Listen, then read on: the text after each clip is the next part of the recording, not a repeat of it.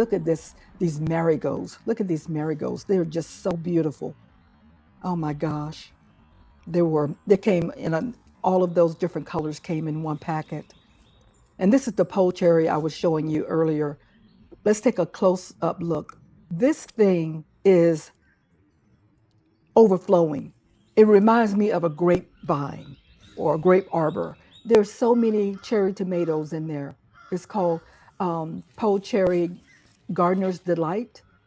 It is so prolific. Oh my goodness. Amazing.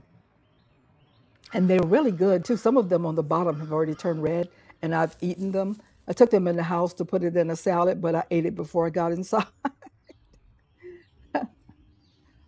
And this is Cherokee purple. This one is, these tomatoes on here are huge. It doesn't have a lot of tomatoes, and I don't know if it's done. Hopefully, it's not done yet. Hopefully, it will produce more.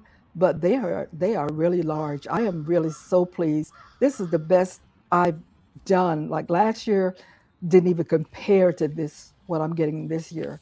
And there's pest pressure in here too, as well as some disease pressure in here.